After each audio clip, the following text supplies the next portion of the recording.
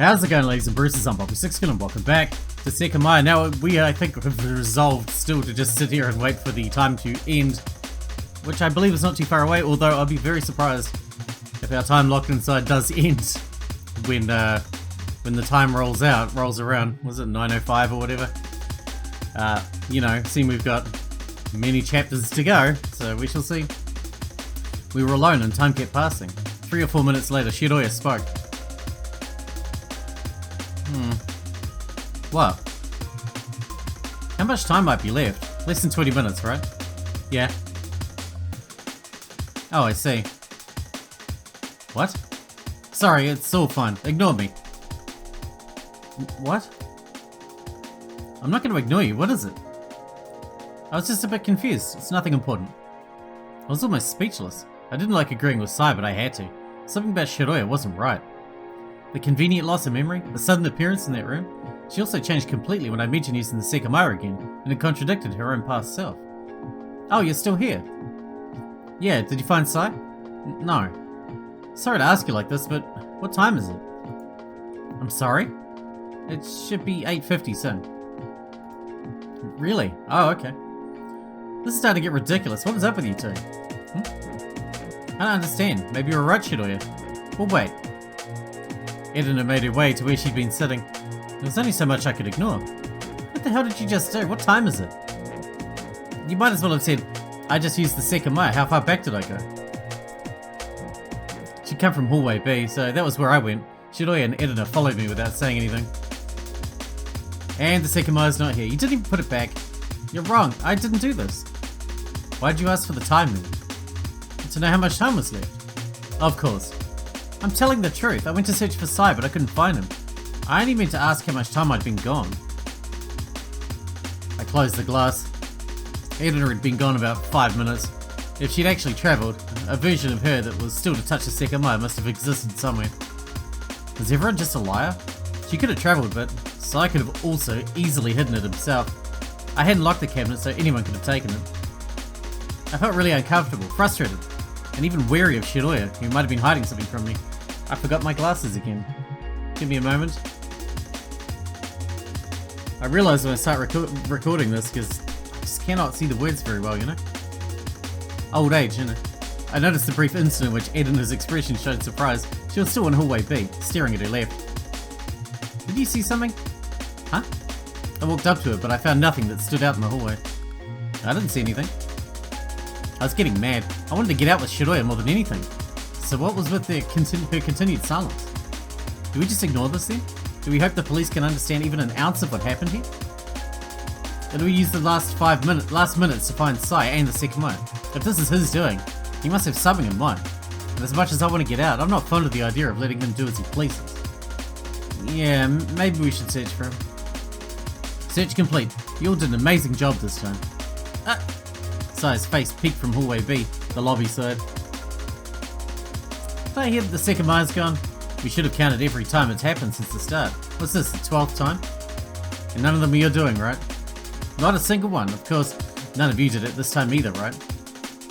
The sneaky Sekimeiya must keep teleporting away, making us doubt each other when, in reality, none of us would do something so dishonest as lying or taking it ourselves. And you never chased us with a knife, right? Did that happen? It's 8:51. Let's go to the lobby. I'm being serious. You did try to kill me, and I still don't even know why. Atsuki, are you stupid? How would I get a knife?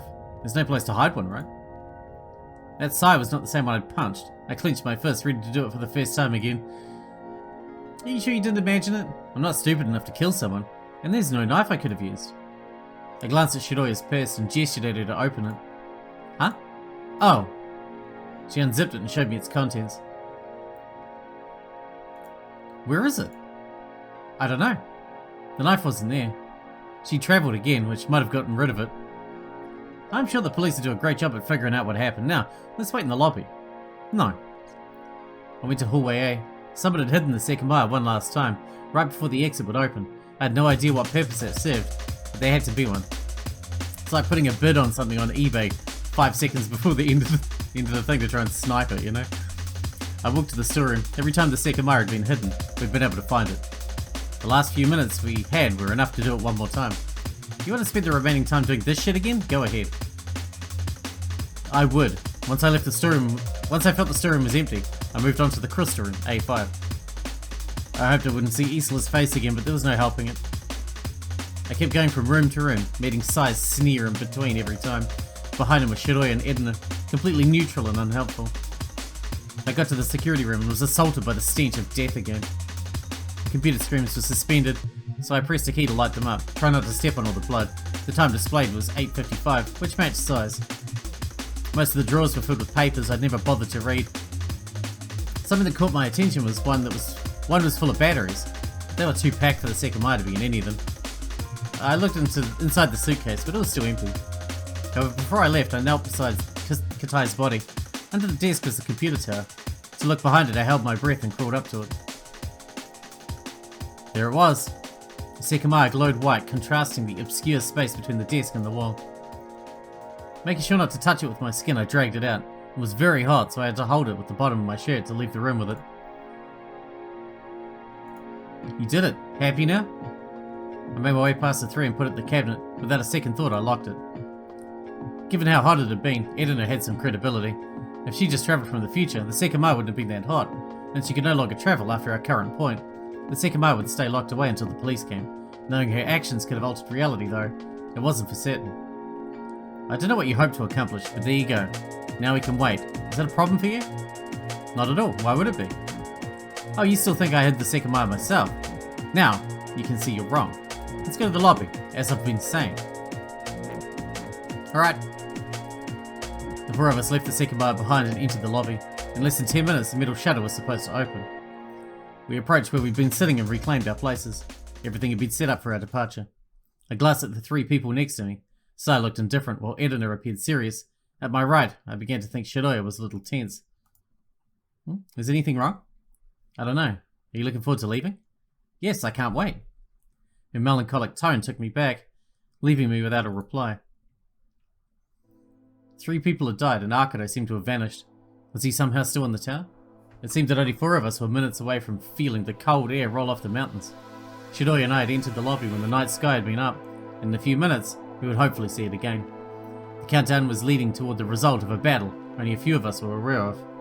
What we'd been told about, the alarm versus the recording we'd heard. In just a few minutes, one would win. It would not take much time for us to become aware of our fate. Sai was the only remaining person who hadn't heard the recording and fittingly looked the most carefree. Perhaps he'd soon understand that his future was much more grim than expected. Edna had lost her daughter and a fair chunk of her sanity. Understanding her thoughts had, at one point, become an impossible task, and I wasn't sure what she was hoping would happen next. Look, if this place opens in 10 minutes time, and it proves that recording wrong, Edna is going to lose it. I know she will, because I would too if I was in her situation. One thing was for certain, during the 12 hours we hadn't figured anything out. There were too many things left unexplained, things that had eluded me, and would most likely continue to do so. Mia wouldn't come back to life despite the inexplicable mentions of her. People had died for incomprehensible reasons.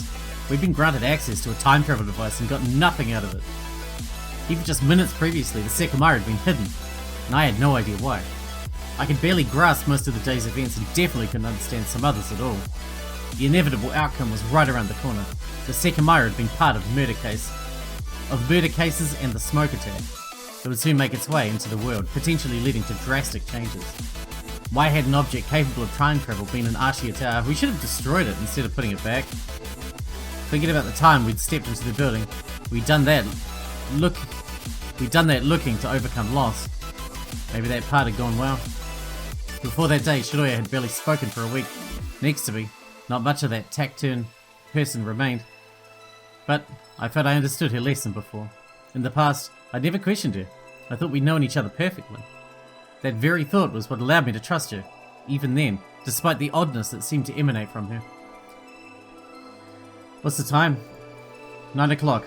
Only these last 5 minutes are left. No sound was coming through the shutter, but many people must have been on the other side of it.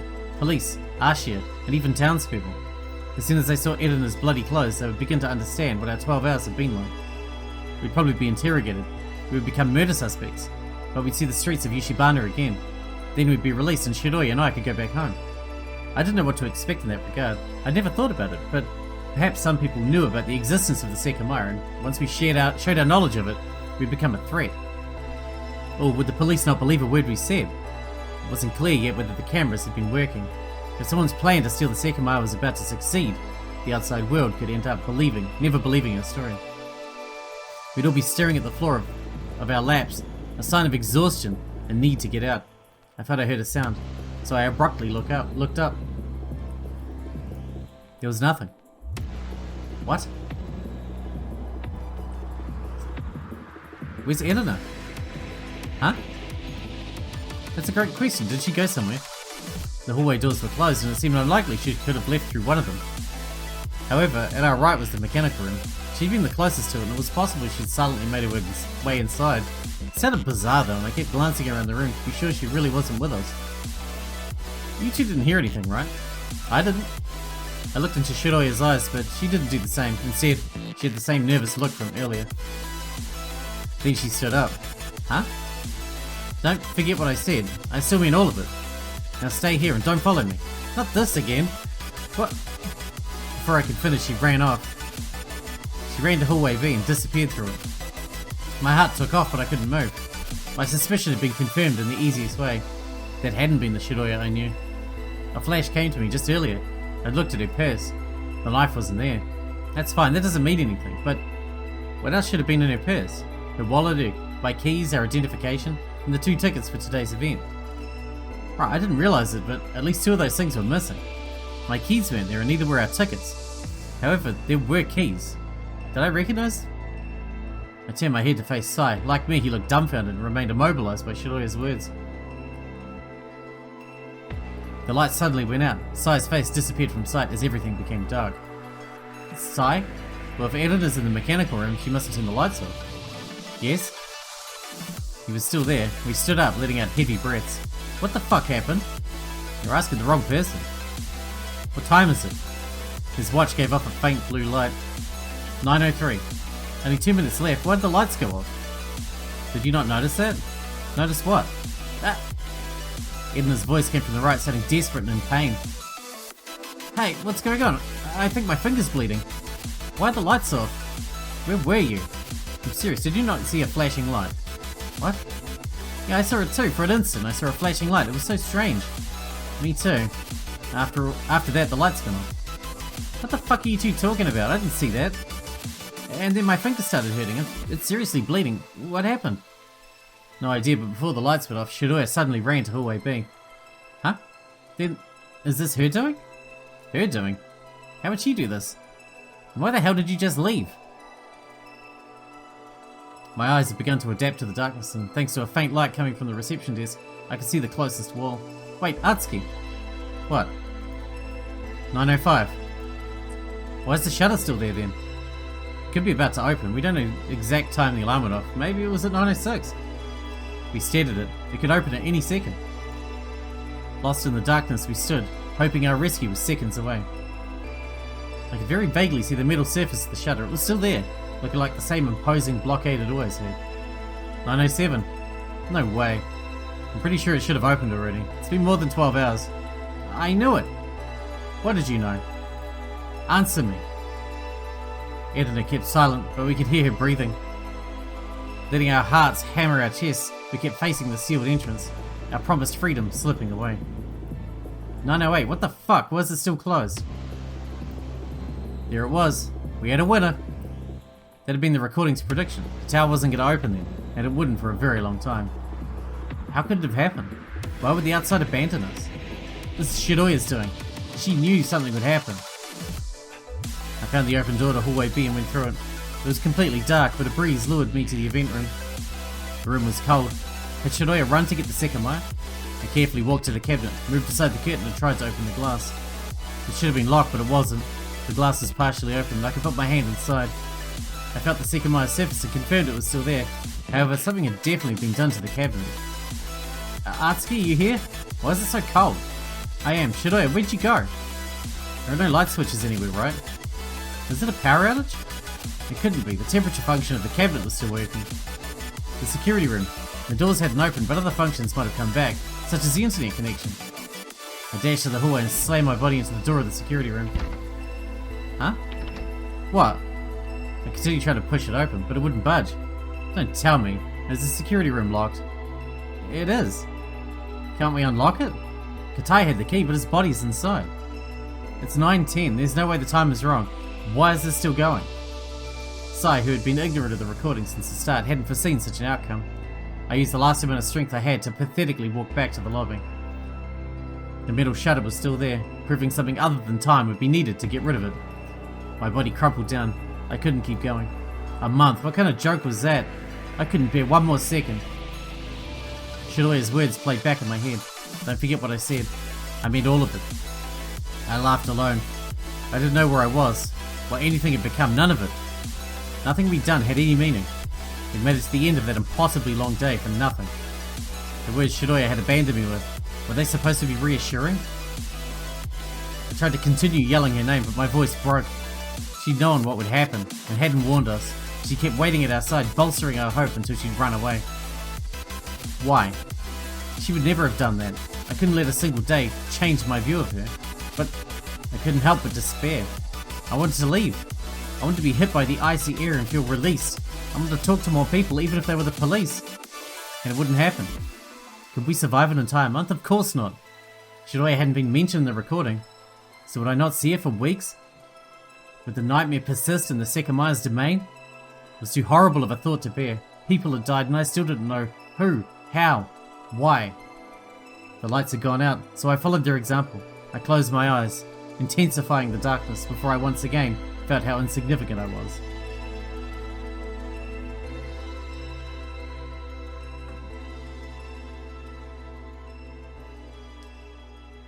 Well, there we go.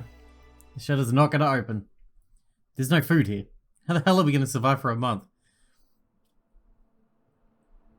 Who knows?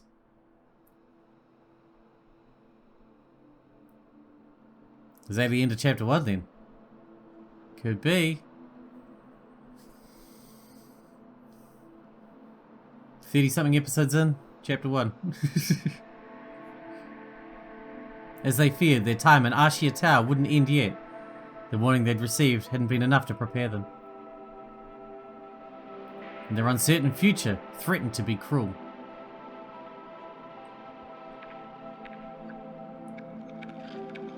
Since the mysteries had begun to stack up, they knew they couldn't withstand them. Many details that had sheltered the truth had been left ungrasped, and they were ignorant to one important fact. Their lives had just been saved. Nobody could imagine why the Sekimeiya had been exposed to them.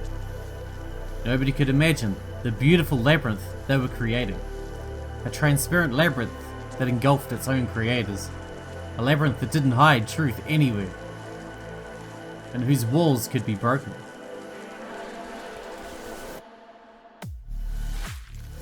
Every riddle, no matter how small, was accompanied by an answer. However, some of those answers weren't held by anyone. Not by anyone inside the tower, that is. What about you? Inevitably, every riddle will be unfolded.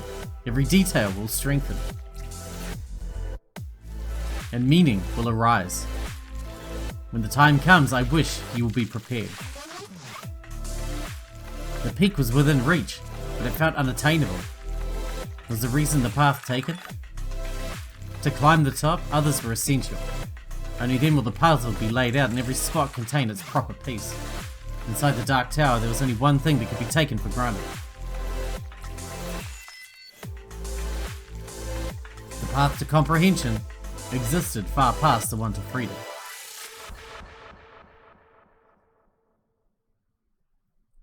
That's a great effect with the fire. Looks very nice. I like it. That's got to be the end of chapter 1 then. Alright, we're finally into chapter 2. Let's see how things go. There's only 4 of us left alive. Wow. Maybe 5. Maybe 3. Depends whether we see Shiroya again or Akuro. Amidst the vast internet was a specific forum thread. The date showed it had been written in the afternoon of November 24th, 2011. It contained 2 paragraphs. I swear this is all the truth. I'm not messing around. I'm a bit scared though, and I'm not sure what to do. I think I just woke up from a really strange dream. It felt hyper-realistic and I'm still shaking. I don't know if it means anything. Maybe it was a premonition. I'm not sure. However, I'd be careful on the 15th of the next month. If I don't say this anonymously, I'll be laughed at or even fired. On the 15th, Ashiya will hold a big event in the tower, and there'll be a terrorist attack. It'll be called the Sekimeiya. Soon, maybe they'll announce it. I don't think I'm a prophet or anything, but I'm still trying to calm down. This time it felt too real to let it pass. That's what I dreamed. It's so bizarre, I still think it might have really happened. That's why I feel the need to post it in case it actually means something. Do not go to that event if it happens. Some people even got trapped inside, but I don't know what happened to them. I think something might be wrong with me. I don't know why, but I'm not home. I can hardly believe it's still the 24th, and I don't know what I'm doing at my parents' house. Sorry to rant about this, but I need to let it out somewhere. I've been suffering from a few mental issues, but nothing that's been as bad as this. I've been living alone for 2 years while my condition has gotten worse and worse. I feel I can't continue on my own, and letting people around me know it might have been a horrible idea. Anyway, maybe some of you will have some advice. I know posting here isn't the most effective thing, but it's very hard for me to talk about this out loud. Thank you for reading. The thread gathered very few views, and only a handful of replies. It had been posted on a nearly desolate subcategory, dedicated to Yushibana events. 2 days later came the last reply before the thread was locked. The foolish warning wasn't enough to prevent the incident, foreseen 3 weeks prior. When November came to an end, the thread gathered 33 views. The thread had. However, just 1 month later, it had grown to the thousands. The identity behind the poster was never released, but some figured it out. And the account wasn't used again, leaving many people wondering by themselves what had happened during the days leading to the 15th, and on the fated final one.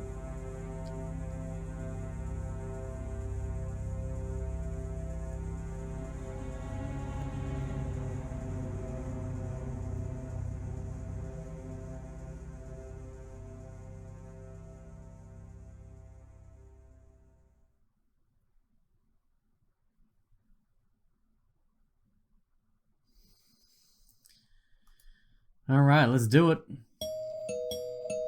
Are we playing as different people now? Following different people now? Maxie was startled as Atsuki and Shiroya looked at each other. The sound they just heard brought with it a semblance of normalcy they craved. Standing up from the sofa, Atsuki walked up to the front door of his house and did what he'd been waiting for all day. Upon turning the handle and opening the door, he saw a figure he'd not seen in a long time, the same person he'd always known. He almost expected her to be uncomfortable, or look out of sorts. Instead, he realized that he was the one who appeared that way.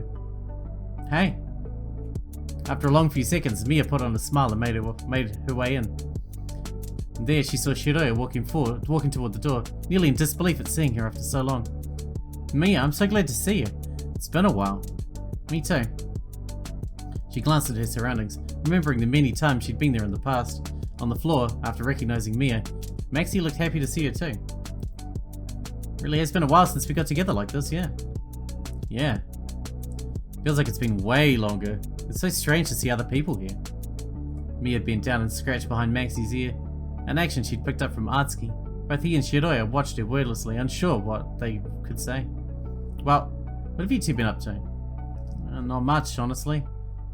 I haven't really talked to anyone from school in a while. It's the same for me, no one's been around. Mia could easily recognize that they'd both been acting awkwardly, and the last thing she wanted, after reaching out to Atsuki, was for him to distance himself again. Shame there aren't any good movies to go see. We could catch up that way. Ah, well, it's not like the theatre here is that great anyway. I regret going every time. Planning a move to the big city so you can go to the fancy theatres? I bet you want central heating too. I don't know, I'd rather not think about that, you know? It's not like living here is all that bad or anything, but sometimes you just want more. Oh, us bumpkins aren't good enough for you. I see how it is. I feel you though. The last time I watched a movie there was almost a year ago and it was horrible. A better catalogue would be great.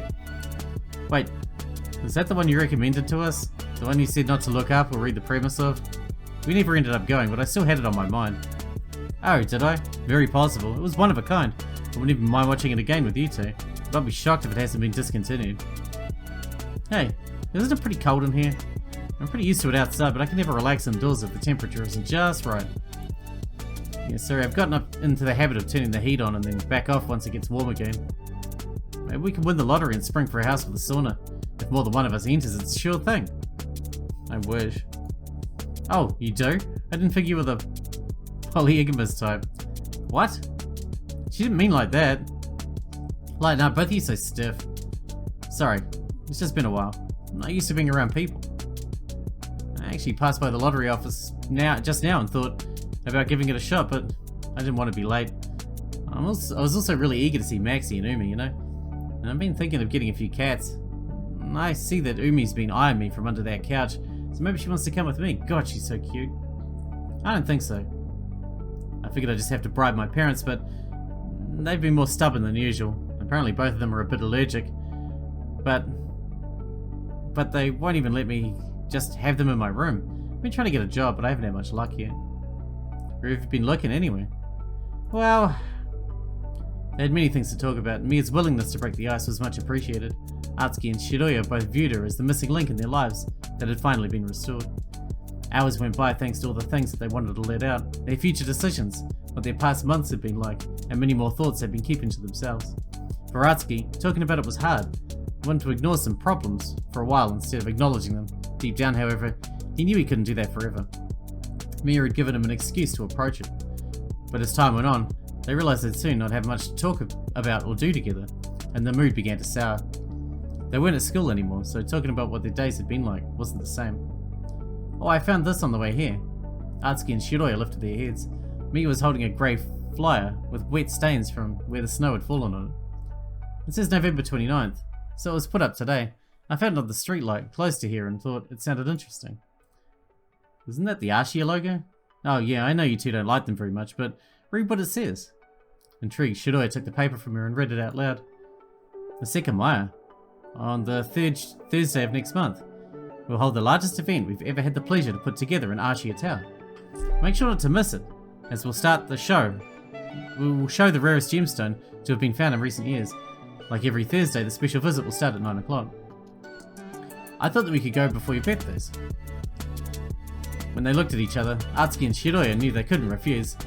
They never entered Ashiya Tower, and their families usually would have prevented them, but neither of them was personally against going once their parents were overseas. Both of them also agreed that what they'd read sounded intriguing. Look, it says if we want to attend, we should hurry up and buy the tickets from this website. Knowing what their answer would be, Mia walked up to the computer and input the URL. With Atsuki and Shiroya looking over her shoulders, the 3 pricey tickets were purchased. It was money neither Shiroya nor Atsuki had intended to spend, but to them, it was worthwhile. The thought of going somewhere together even made them smile. They bought the tickets using Atsuki's payment details, but they all paid for their own. After that, they printed them. There we go. I'm hoping they're not exaggerating. I said we'll go in groups of 3, so we should be able to enter together. Atsuki and Shiroya felt satisfied and appreciative of Mia. She folded the papers and put them in a purse she'd long left in Atsuki's house, which brought back memories of all the time she'd worn it with them. Atsuki's heater once turned on was comfortable, so they spent the entire time in his house until it felt appropriate to leave.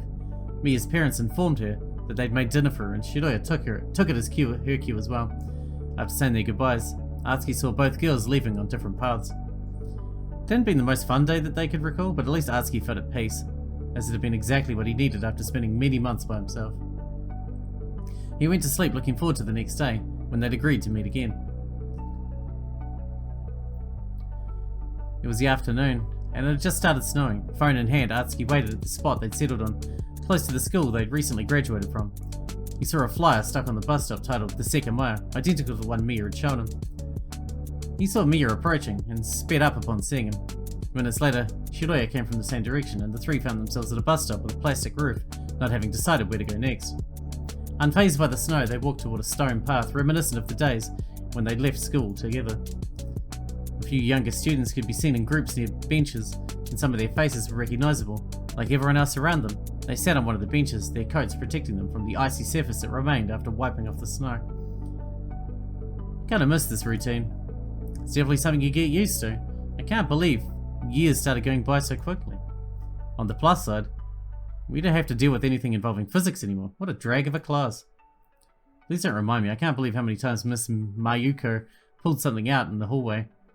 Why be a teacher if you're going to act like that? Pulled someone out. Yeah, you'd think that you couldn't get away with that in such a small town. All of the parents should have been up in arms about it. Isn't that normal? I almost expect towns like this to have murder cults and all the adults initiate the kids into. Well, not mine, unless they're part of a foreign chapter making arrangements right now. Shidoya's parents and mine would definitely be in it together. Actually, they haven't tried to get you to move in again, have they? Oh. It's not constant, but sometimes, yeah. I feel guilty, but a big part of me wants to be here. I don't like that my mum's being so pushy about it. At least she gets the message if I ignore the call or just outright tell her no. But after a couple of weeks, she'll try again. My parents both keep doing the same. Is it too straining for you? It really is. My birthday's coming up and she hasn't even mentioned it. I bet the only thing she's gonna do for it is ask me to leave again. Like it's a gift for me. Sorry, I shouldn't have brought it up. It's fine. I just wish with this she'd supported me living the way I want to, you know? It's not like I ever got bad grades or anything when we were in school. I proved I could take care of things.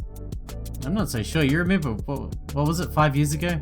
You couldn't even look at a map and tell me where you were on it. That was different. I've never come up before. You can't hold that against me. And what about the time we had to catalogue local animals? You didn't even know where to start looking. Come on, Atsuki.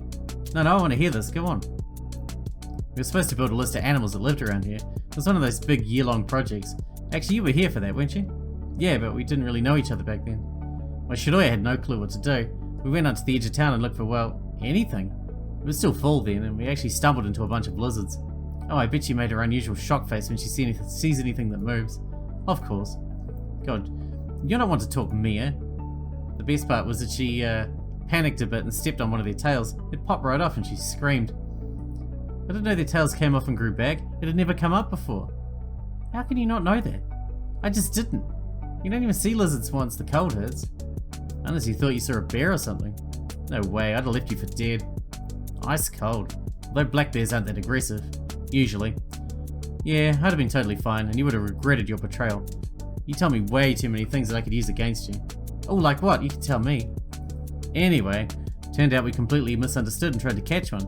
Really, all we had to do was tell what kind of animal it was, not the species, the genus. Yeah, I felt like an idiot. So you didn't catch a bear? Shame. I've known Shidoya long enough that it wouldn't surprise me. She's good with animals, but she needs a bit of time to warm up to them. I'm sure a bear would grow to like her fast. You think so? I'd probably just play dead and hope to survive. Well, you're always sweet with Umi, and she seems to really like you. Honestly, I was a bit jealous of you in the past. If I didn't know better, I think you'd end up becoming a vet. Me? I doubt it, yeah. I stopped considering that when I was 12. That's so much school just to get your foot in the door. It's not like I want to end up being some boring office work or something, but I want to have time for myself too. Could you just find a nice rich guy and become a gold digger instead? Yeah, I doubt that too. So do I. Should have seen her as a kid, Mia. She didn't want to do anything. She didn't want anything to do with the boys. Except you. Well, I didn't want anything to do with them either, most of the time. For a while, both of us didn't have a great relationship with our classmates, so we just kind of hung out with each other. I don't really know how it happened, but our parents definitely contributed to it too. All the girls had their cliques, you know how. You know. It's insane how they get in a town like this. One person says something bad about you and it spreads fast, and even if it's not true. Most of them ended up maturing, fortunately, but it was really bad at the start. Atsuki was never like that, though. Well, I'd be an asshole if I was. You're right, though. Things got a lot better after middle school, probably because everyone's too busy with doing well to pick fights. I'm not so sure about that. Look at all the old farts who go on and on about how terrible Ashiya is. As far as I'm concerned, both groups suck. How moderate of you, a man after my own heart. They kept talking like that for quite some time, whiling away the day in a way that made them most comfortable. Existing with each other was enough for them. And with that, we're gonna have to wrap this one up here, but we are starting off chapter 2. This is exciting, and it looks like it's from the moment that they decided to go and see the Sekimeiya. So that's interesting, and we get to see Mia for the first time. So it's a prequel to chapter 1, I guess.